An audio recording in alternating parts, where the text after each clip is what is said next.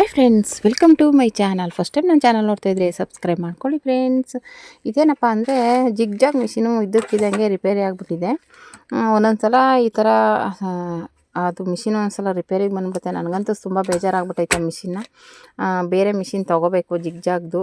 ಎರಡು ಓರ್ಲಾಕಿಗೆ ಎರಡೂ ಆಗುತ್ತೆ ಅಂತ ತೊಗೊಂಡೆ. ಆದರೆ ಇವಾಗ ನನಗೆ ಓರ್ಲಾಕಿಗೂ ಸೆಟ್ ಆಗೋಲ್ಲ, ಜಿಗ್ಜಾಗಂತೂ ಅದು ರಿಪೇರಿಗೆ ಬರ್ತಾನೆ ಇದೆ.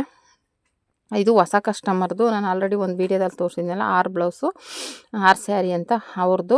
ಆ್ಯಕ್ಚುಲಿ ಫಾಲ್ಸ್ ಎಲ್ಲ ಹಾಕೊಬಂದು ಕೊಟ್ಟರು. ಅವ್ರ ಹತ್ರ ಜಿಗ್ಜಾಗ್ ಮಿಷಿನ್ ಇಲ್ಲ. ಹಂಗಾಗಿ ಇವಾಗ ಏನು ಮಾಡೋದು ಅಂತ ನೋಡಿದೆ. ಇನ್ನೇನು ಮಾಡೋಕ್ಕಾಗಲ್ಲ. ನೋಡಿದೆ ಸದ್ಯ ನನ್ನ ಪುಣ್ಯಕ್ಕೆ ಏನಾಗಿದೆ ಅಂದರೆ ಎಲ್ಲ ಒಂದೊಂದು ಸೈಡ್ ಇದೆ. ಅಂದರೆ ಒಳಗಡೆಗೆ ಬರೋದ್ರಿಂದ ಅವಾಗೇನಾಗುತ್ತೆ, ಒಳಗಡೆ ಮಾತ್ರ ಸ್ಟಿಚ್ ಮಾಡೋದ್ರಿಂದ ಅಕಸ್ಮಾತ್ ನೋಡಿದ್ರೂ ಒಳಗಡೆ ಫೋಲ್ಡಿಂಗ್ ಹೋಗೋದ್ರಿಂದ ಅದು ಅಷ್ಟು ಇದಾಗಿ ಕಾಣಿಸಲ್ಲ. ಅಂದರೆ ಸೀರೆ ಸೈಡಲ್ಲೆಲ್ಲ ಡಿಸೈನ್ ಬಂದಿರೋದ್ರಿಂದ ಎಲ್ಲ ಸ್ಯಾರಿಗೂ ಅದೊಂದು ಲಕ್ಕು ಅಂತಲೇ ಹೇಳ್ಬೋದು. ಹಾಗೆ ಸ್ಟಿಚ್ ಮಾಡ್ತಾಯಿದ್ದೀನಿ ಸಣ್ಣದಾಗಿ. ಎಷ್ಟು ಸಣ್ಣದಾಗಿ ಆಗುತ್ತೋ ಜಿಗ್ಜಾಗ್ ಥರನೇ ಮಾಡೋಣ ಅಂತ ಸಣ್ಣದಾಗಿ ಮಾಡ್ತಾಯಿದ್ದೀನಿ. ಮಾಡಿಬಿಟ್ಟು ಮತ್ತು ಇನ್ನು ಏನಪ್ಪ ಅಂದರೆ ಅವರು ಆದಮೇಲೆ ಇನ್ನೊಬ್ಬ ಕಸ್ಟಮರ್ ಬಂದರು. ಆಲ್ರೆಡಿ ನಾನು ಡಿಸೈನ್ ಬ್ಲೌಸ್ಗಳು ತೋರಿಸಿದ್ದೆ ನಿಮಗೆ.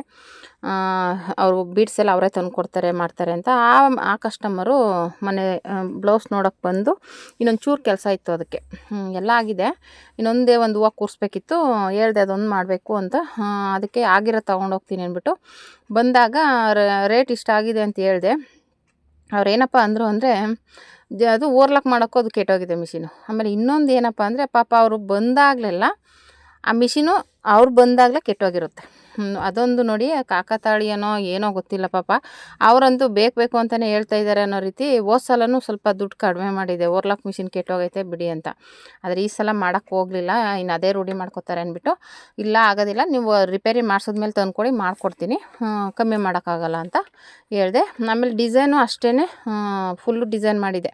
ಆ ಬ್ಲೌಸ್ಗಳನ್ನ ಬೇಕಾದ್ರೆ ನಾಳೆ ತೋರಿಸ್ತೀನಿ. 2 ಬ್ಲೌಸ್ ಇದೆ, ಆಲ್ರೆಡಿ ವೀಡಿಯೋಗಳು ಹಾಕಿದ್ದೀನಿ ನೋಡಿ.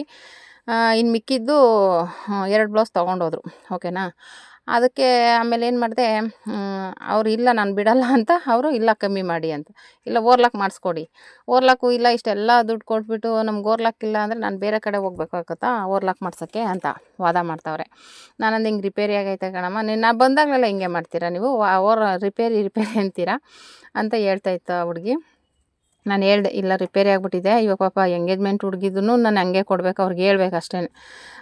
ಹಿಂಗೆ ಮಿಷಿನ್ ರಿಪೇರಿ ಆಗಿದೆ ಅಂತ ಹೇಳ್ಬಿಟ್ಟೆ ಕೊಡಬೇಕಾಗತ್ತೆ ಅಂತ ಹೇಳಿ ಅವ್ರಿಗೆ ಕನ್ವಿನ್ಸ್ ಮಾಡಿ ಹಂಗೂ ₹100 ಹಿಡಿದ್ರು. ನಾನೇನು ಹೇಳಿದೆ ರೇಟು, ಆ ರೇಟ್ಗೆ ₹100 ಇಲ್ಲ ಆಂಟಿ, ₹100 ಕಡಿಮೆ ಮಾಡಿ, ಓರ್ಲಾಕೆಲ್ಲ ಬಂದಮೇಲೆ ಮಾಡಿಕೊಡಿ ಸರಿ, ₹100 ಕಡಿಮೆ ಮಾಡಿ ಅಂತ. ಇಲ್ಲಪ್ಪ ಮಾಡೋಕ್ಕಾಗಲ್ಲ ಅಂದರೆ ತಿರ್ಗಾ ಒಂದು ಹಳೆ ಪೀಸ್ಗಳಿತ್ತು, ಅದರಲ್ಲಿ ಒಂದು ಹೂವು ಮಾಡಿಕೊಡಿ ಅಂದ್ಬಿಟ್ಟು ಹೇಳಿದ್ಲು. 2 ಹೂವು ಮಾಡಿದೆ, ₹50 ಹೇಳಿದೆ. ಆಂಟಿ ಇನ್ನೊಂದು ಮಾಡಿಬಿಡಿ, ₹50 ತೊಗೊಳ್ಳಿ ಅಂದ್ಲು. ಆಲ್ರೆಡಿ ಅದರದ್ದು ಒಂದು ಹೂವು ಹಾಕಿ ಹೂವಂದು ವೀಡಿಯೋ ಹಾಕಿದ್ದೀನಿ. ಅದು ಡಿಸೈನ್ ಬ್ಲೌಸ್ಗೆಲ್ಲ ಹಾಕ್ತೀವಲ್ಲ ಆ ಥರದ್ದು, ಅಂದರೆ ಸಪ್ರೇಟಾಗಿ ಮಾಡಿಸ್ಕೊಂಡಿದ್ದು. ಆಮೇಲೆ ಅದು ಇನ್ನೊಂದಷ್ಟು ಪೀಸ್ ಇದ್ದಿದ್ದನ್ನ 2 ಮಾಡಿಕೊಡಿ ಆಂಟಿ, ಅದನ್ನು ಸೇರಿಸಿ ಕೊಡ್ತೀನಿ ಮಿಕ್ಕಿದ ಅಮೌಂಟು ಅಂತ ಹೇಳ್ಬಿಟ್ಟು ಹೋಯ್ತು. ನೋಡಿ, ಅವ್ರ ಟೈಮಲ್ಲೇ ಈ ಮಿಷಿನ್ ಕೆಟ್ಟೋಗಿರೋದು ಒಂದು, ಅವ್ರು ಅದನ್ನೇ ಚಾನ್ಸ್ ತೊಗೊಂಡು ನನಗೆ ದುಡ್ಡು ಕಮ್ಮಿ ಮಾಡಿಸ್ತಾ ಇದ್ದಾರೆ. ನೋಡಿ ಹೆಂಗೈತೆ ಅಂದರೆ, ಒಂದು ಸಲ ಆ ಕಡೆಗೂ ಆಗೋಲ್ಲ ಈ ಕಡೆಗೂ ಆಗೋಲ್ಲ, ಹಂಗಾಗ್ಬಿಡುತ್ತೆ. ಇವಾಗ ಬೇರೆಯವ್ರು ಹುಡಿಕೊಂಡು ಹೋಗೋಕ್ಕೂ ಆಗೋಲ್ಲ ನಾವು ಓರ್ಲಾಕ್ ಮಾಡ್ಸೋಕ್ಕೆ.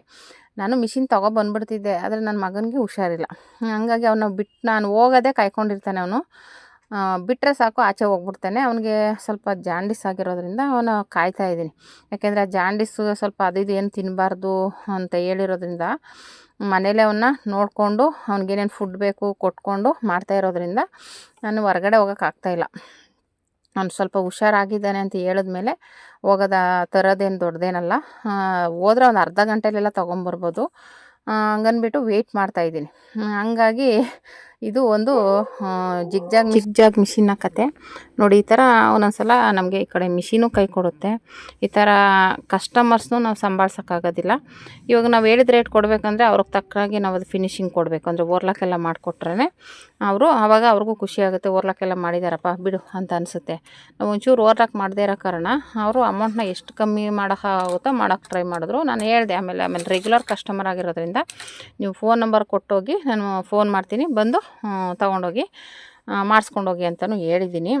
ಆ ಥರ ಆಗಿದೆ. ಇವಾಗ ಆವಾಗಲೇ 6 ಸೀರೆ ಸ್ಟಿಚ್ ಮಾಡ್ತಾಯಿದ್ದೀನಲ್ಲ, ಅವ್ರು ಬಂದು 2 ಬ್ಲೌಸು ರಿಟರ್ನ್ ಕೊಟ್ಟಿದ್ದಾರೆ. ಅಂದರೆ ಸ್ಟಿಚ್ ಮಾಡೋಕ್ಕೆ. ಇನ್ನು ಮಿಕ್ಕಿದ್ದೆಲ್ಲ ಅವ್ರು ಹೊಲಿಸಿಲ್ಲ.